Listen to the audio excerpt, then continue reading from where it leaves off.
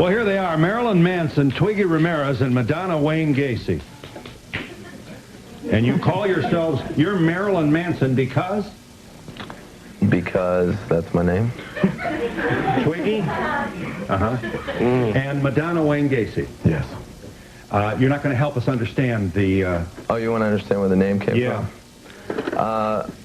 I've always watched talk shows. I haven't got to watch yours very often, though. I watch more of the trashier ones, but I found that Marilyn Monroe and Charles Manson, about 5 years ago, when I thought of this, were the two most memorable people from the 60s. I thought it was interesting that things like talk shows put them on the same kind of celebrity status. And I thought that dichotomy of positive and negative, putting those two names together, represented what I had to say and what I was about. You wanted that? First of all, I want to say how sorry I am for the parents. And second of all, to the young people, I think it's probably a wonderful way to feel involved and to be part of something. And dancing is a wonderful way to get out your frustration. The only problem I have is the hurting. I'm sure that there's a much better way to get out your energy than hurting other people. You don't go out.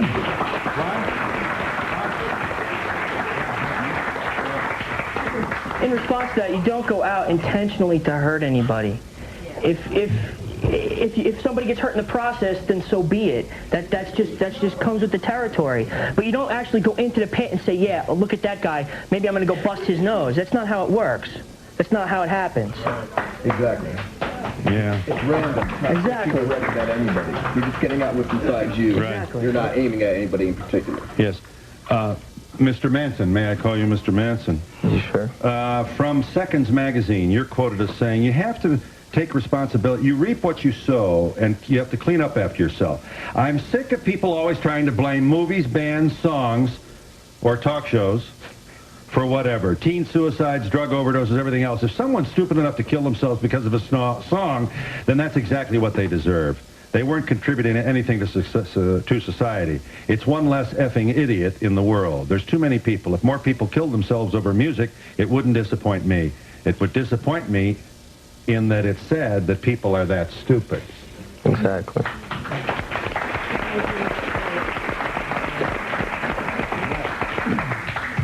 I want to know why it is that all of you seem to have satanic signs all over you, and what is it that makes... Does this music cause you to do what you do? Is that directed at us or the parents? That's funny. Twiggy. That's your little Does the tape music recorder? cause us Okay. to do what we do? We cause the music to do what it does, I think. Yeah. I think that moshing is a sign of what Christians would call the apocalypse. Great gnashing of teeth.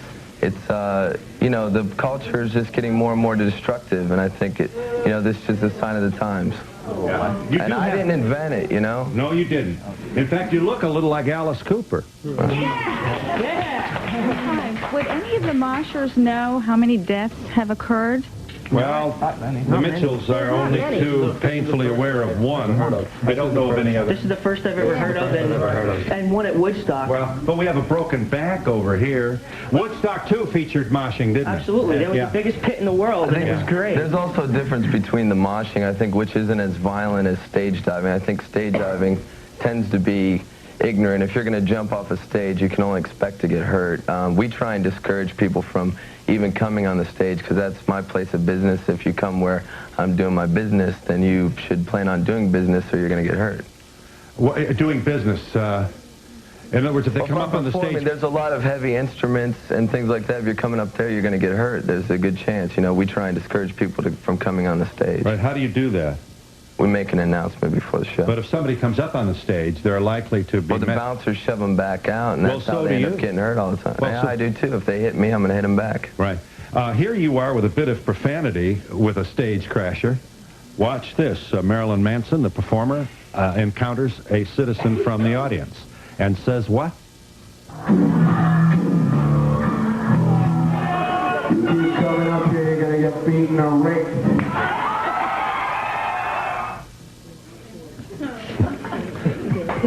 That's funny. Yeah. Man.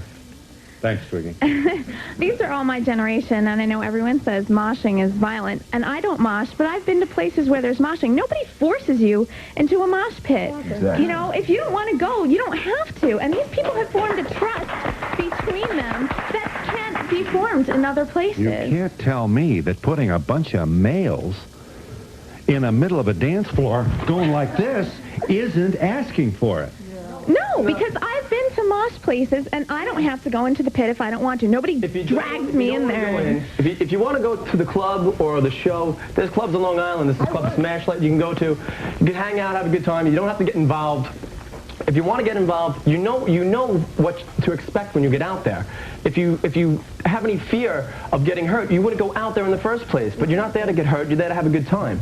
It also depends on what band you're going to see. If you go to see bands like some of the local bands like Hermaphrodite or Marble or some of the big bands where there's a lot of moshing, you know it's going to be there. So if you don't go and see those bands if that's not what you're into. Yeah, what's to prevent some yahoo from bringing a shiv into this crowd? 9 times out of 10 when you walk into the club, they frisk you. Huh? They frisk you? They got metal detectors. You have metal detectors. How are you going to get through that? Well, they take a wand to it. If it's like the collar or something like that, they'll know it's that. But they'll check jackets They and make stuff. you pull out your pockets if they feel your keys in there or anything that you have to pull it out, show them what it is. Right. People aren't bringing in knives. And we shouldn't be off-put by your look, as you want us to, I suppose, black lipstick.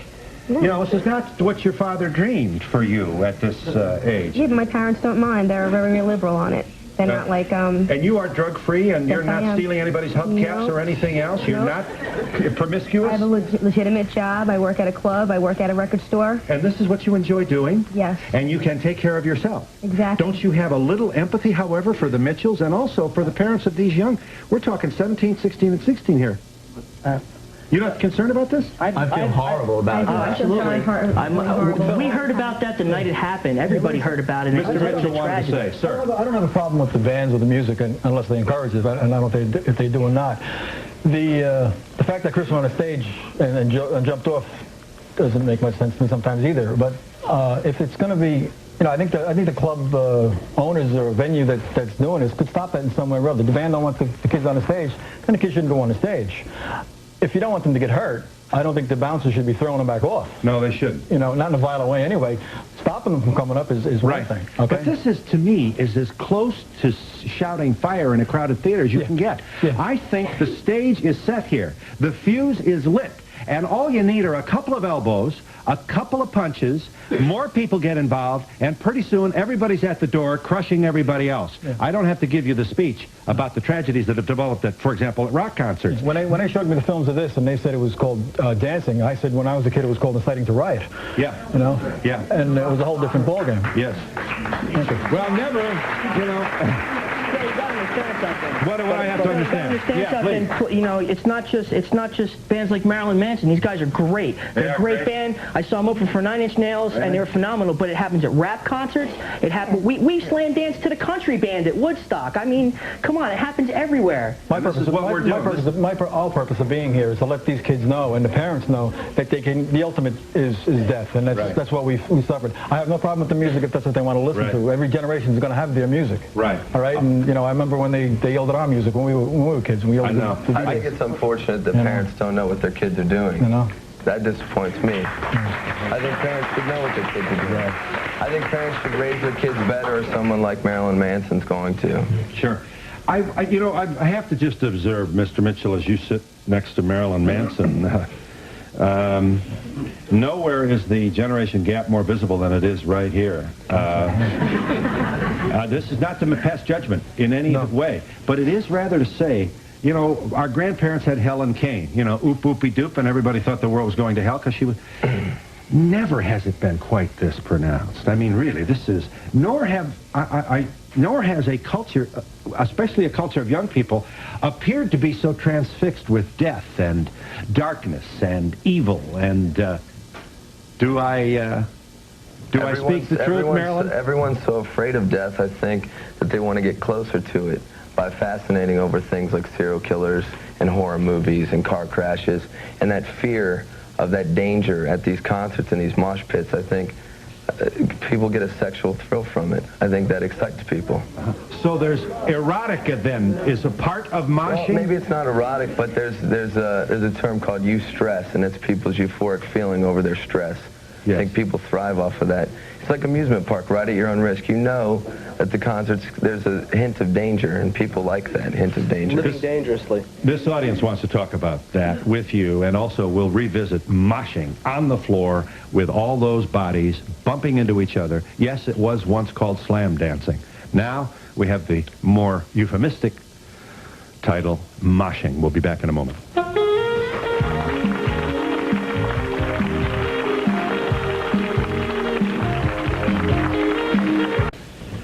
We have not yet met Paul Wertheimer.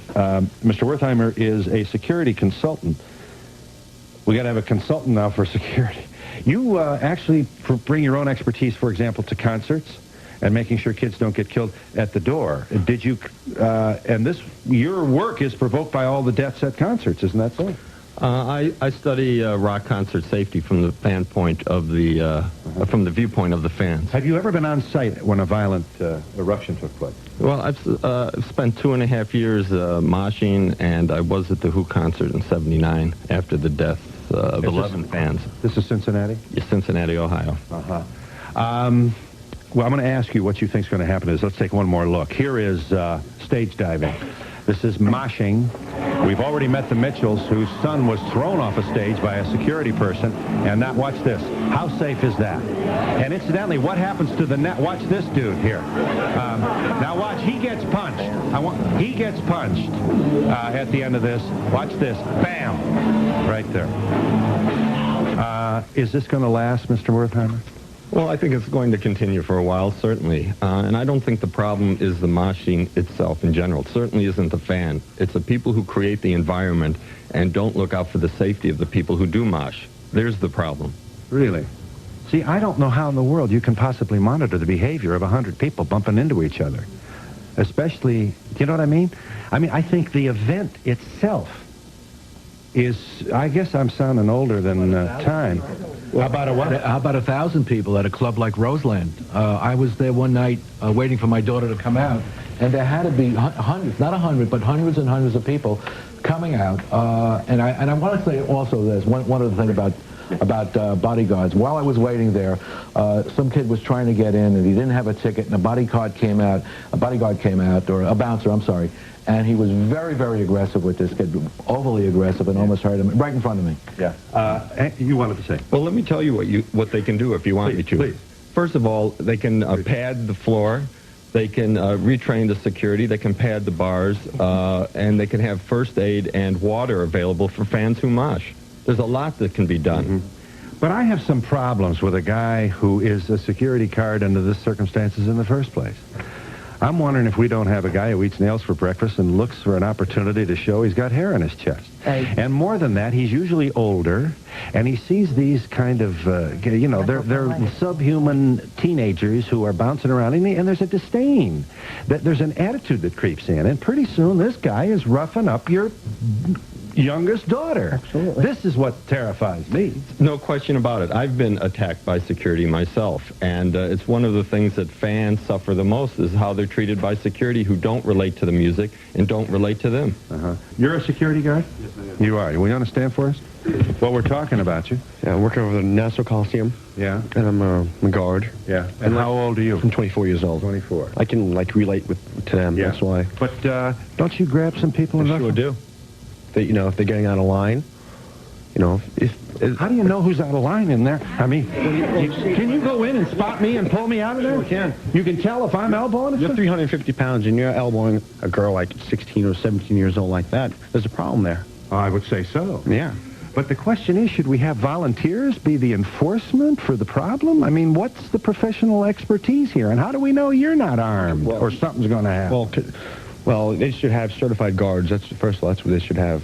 In the Nassau Coliseum, they have, like he was saying, padded area for the body surface. Right. And there's a big gap, and there's no stage dive in there. Can you and I can agree that we can get some real Yahoo in the... Of course you can, yeah. No. In the guard situation. In the guard contingent. Well, not at the Coliseum, you can't. Guys looking to bust some head. When I broke my leg at the Coliseum, you know what the security guard told me? I was limping out of the Coliseum, hopping on one leg with a broken leg. He told me, oh, medical's upstairs. That's what he told me. Yeah. So don't tell me there's no yacht. Well, you're not going to get tender loving care at a place like this. We'll revisit the moshing, and this audience gets in when we come back in just a moment.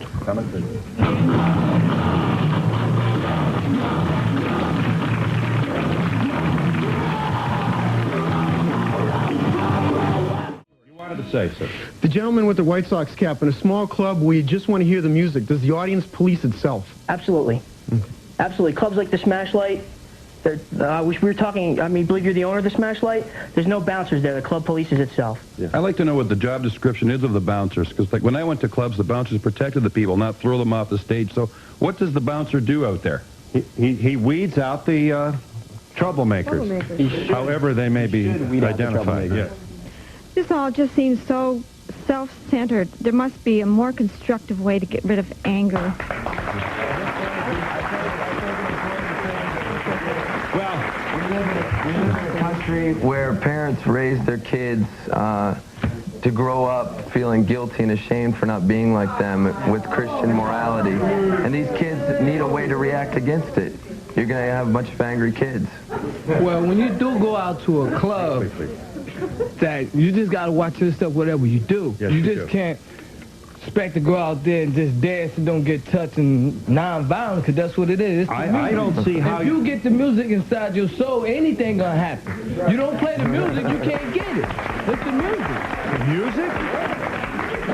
Music is the environment. My sympathy to the parents. This seems like an awful pathological way for our younger generation to be acting. I'd be concerned about my daughter being in a club like this. Who knows what kind of perverts you have that are security and touching and feeling on the kids. Yeah. We have... Yes, you wanted to say. Kids, have you got violence other places in your lives, or is this kind of a fantasy thing for you? No, well, we've met the parents of... I have a bachelor's degree in psychology. I'm going on to graduate school. I have a great job. This is just, I love the music, and I love to do what I do. I went to a private Christian school. See how I turned out? Yeah. I just want to say, thank God my kids are grown, and I don't have to go through this. You own a club, do you? Yes. Well, we're talking about you. You wanted to say. Well, my heart goes out to the Mitchells, first of all. It's an inherently dangerous activity, but so is skiing, and I'm sure, I don't have the statistics, but I'm sure that there are more people killed skiing than there are moshing. The thing that makes this, I think, especially incendiary, is the potential for mass destruction. For all the weight of these bodies to conspire or come together in one place, you're not going to be able to breathe, you're not going to be able to move, the body cannot tolerate this kind of claustrophobic pressure, and we're going to see fights and also stampedes. I don't think it takes a rocket scientist to predict it. I think you've been showing a lot more of the negative side. These people... This young man wanted to say, we'll give you a chance. These people, they enjoy what they do, they let out their aggressions, and my strategy, I think that the bouncers do get in the way. I have a lot of faith in the scene, and I allow them to do what they want to do, and we really don't have any problems. What about insurance? I mean, if somebody gets clobbered, or if there's a...